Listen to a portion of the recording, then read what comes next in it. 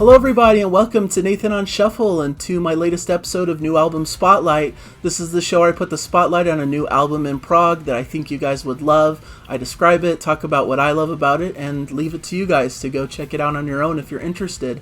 And today I have a really super great one to talk about, an album that just has been living rent-free in my head and is one I just can't get enough of. And this is a new band. This is their debut album. This is Nospūn and their album Opus. This is a progressive metal band from Charlotte, North Carolina here in the States. An incredible blend of bands like Dream Theater, like Haken. You could hear those influences clearly in this music, but I think they strike out a path all of their own as well. So it's one of those bands that just takes their influences, aren't afraid to showcase them, but also infuse a bit of their own personality into it as well. And it's just absolute fire. It's a fantastic release that I think anybody who's a fan of Haken especially just should run out and check, and just stop the review here and check out the music. It's really fantastic. I can't recommend it enough. It's like I hear a lot of other reviewers talking about it as a mixture of like Haken's Visions album and Dream Theater's like Nightmare to Remember from Black Clouds and Silver Lining. It has that sort of vibe, a little dark, a little bit of a interesting concept and story that goes throughout the record. I think of Dream Theater Scenes from a Memory also as I listen through this record, just because of the conceptual nature, and that deals with things like murder and darker subject matters and some twisty sort of vibes in the storytelling. I think all of that really plays well, and they have an instrumental that's not unlike, Dance of Eternity, with lots of different twisting time signatures and styles. So to me, that's basically my reference point for this album, and I think if you love early Haken albums like Aquarius and Visions, if you like Dream Theater Scenes from Memory and some of their epic length tracks from around that era, I just think this is just a no-brainer. It's just a fantastic, fun, beautiful album that I just can't get enough of, like I mentioned. And they have an incredible vocalist to accompany their incredible instrumentalists. They're all top-tier players. They all get to show off their chops throughout the record. And what I love when it comes to progressive metal is a band that is fearless and able to express themselves instrumentally with all these fireworks and, just going off on their playing ability, and it's really fun to witness, and it's variable, and there's a lot of different things going on in the mix. They're adding different styles and different sorts of feels, but it's all grounded in melody. Like, they have fantastic choruses. They have a fantastic vocalist who has these really cool vocal melodies throughout the record that grab your ear, that are catchy hooks and really fun. And there's great harmonies that complement the vocalist, and it's just a fantastic listen through. It just never gets boring. There's always things to grab you. It's catchy. Just all the things I love about progressive rock and progressive metal are all baked into this release. And it's a concept record. It tells a storyline that I'm still trying to uncover the details of, so I won't get too heavy into the storyline of the album here, but I will go through a bit of the track listing to give you an impression of what you can expect, some of the variety on board, some of the fun things you can take hold of as you listen through. The House at the End is how it begins, with a beautiful acoustic sort of opening with a melodic singing and great acoustic guitar playing, great introduction, talking about the setting of the album in general, 42 Lakeview Drive, where the protagonist lives here, somewhat isolated in this house, and it's a great little introduction to get into the track proper. We get into Implosion Overture, which begins with sweet keyboard sounds before an orchestral sort of swell. We get some big sweeping guitars and drum flourishes, chugging riffs, and we're off to the quirky prog races with some Haken influence playing. Things morph and change on a dime, chugging Dream Theater style riffage and big epic progressive rock with plenty of instrumental fireworks. There's even somewhat of like a circus music type section that's very brief. They go into these little interesting sections, but oftentimes they're very brief, and it's like blink and you miss it, but it's just catches your ear and just gives you a smile as you go through the track. Death of Simpson is track number 3. Begins with some heavy guitars, maybe even some Opeth vibes, some great moments. The music drops out for a quick beat, and then it comes back in. Really interesting effect that they're doing there. This is just a really cool prog metal opus. Really interesting opening, some bluesy keys, well-sung verses, great bass work, good grooves. tasteful background harmonies, great powerful chorus, just everything you'd want in a really classic progressive metal epic track, talking about this murder scene of this death of this character and how he's discovered. And it's really interesting and dark and a little bit heavy, but not overly so, and the music really serves the feeling and mood of the piece. Then we get into Dance With Me, which is a really beautiful track that begins with some beautiful piano before we get into a more fast, breezy, fun type pace, almost bouncy and almost poppy, some really sublime, catchy melodies, great little instrumental moments peppered throughout, just a little mini anthem here, really great. And then we get into Tougher Love with some atmospheric synths, almost Floydian with screaming guitars in the distant background, leading to a beautiful dark vocal ballad backed by piano. Really interesting, cool little track. Earworm is where things really take off instrumentally. There's some twisty prog metal leads, some Haken Dream Theater vibes. There's some great vocals and interesting catchy melodies. There's this brief jazzy doo-wop interlude that they get into very quickly before we get into some great guitar soloing and an anthemic chorus, some cool funky style soloing moments, and there's moments not unlike Nightmare to Remember from Dream Theater, like I mentioned. Lots of shifting and changing styles, lots of quirk and variety.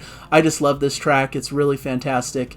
And this leads into And Then There Was another great track with some bluesy guitar soloing before it gets into a very jazzy, sort of groovy feel with some slow shuffling drums, more great understated vocals and harmonies, another great catchy chorus.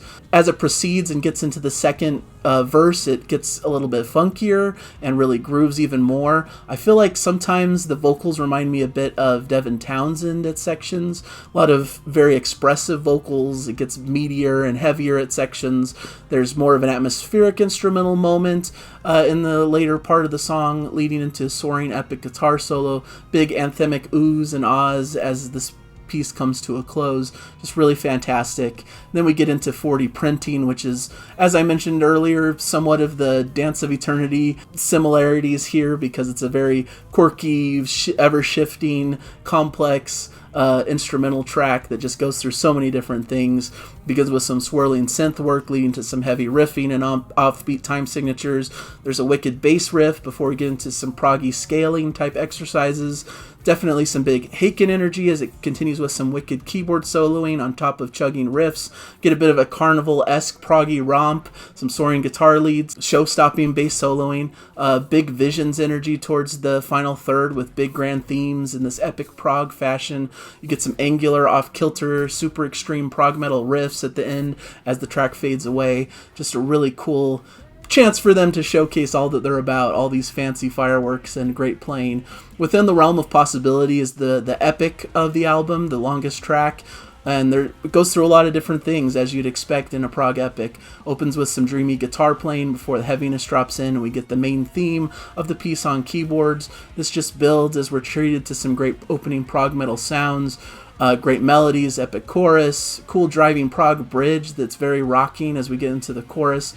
Things break for a bit as we get this kind of beautiful Spanish style acoustic guitar with spoken word over the top to get us more into the story of this dark moment of this character meeting his younger self and all this crazy almost time travel-esque sci-fi stuff that's going on in the mixture. We get into a really extended instrumental section with more of that Haken-esque, carnival circus-esque instrumental stuff, lounge jazz interlude in the mix as well, before we get back to the main vocal section and a big swelling epic end as you'd expect. A really great track that just goes through so many different styles and moods, and it's just really a fun listen through. But the album's not done there. We get another really classic track here, Back Yet Forward, with a heavy opening with a fun big proggy melody, almost dancey in its style. It really rocks. It's a really fun track. Furious bass work and some acoustic picking and great drumming, backing the incredible verse and then leading into a heavier soaring chorus. Another great heavier driving instrumental section, always grounded though with excellent vocal melodies as it comes back to the fore. Just really cool. There's a great moment halfway through where the bass just stands out before the band goes full throttle. Just more epic, wonderful, catchy, heavy, melodious music with too many highlights to even cover in this review. Just a really fantastic piece. And then we kind of end where it all began with The House at the Beginning. Big epic reprisal of the opening theme of the record, sounding fantastic, uplifting and epic. A cool march style section, some nice uplifting vibes to end the record with. Similar, like I said, to Haken's Visions, which reprises some of the earlier themes. I feel like this one is a little bit more uplifting in its ending, a little bit more positive, where Visions, I believe, ends pretty dark and twisted, but there's a similar epic quality in a similar way that they almost come back around and repeat a lot of the early themes. So just all in all, a brilliant record. I've been loving it, enjoying it. I love it more and more as I continue to listen to it. And I know there's some critics out there who talk about how this is a little bit too close to sounding very much like Haken, like Dream Theater, that they need to strike out a little bit more on their own and infuse some more originality.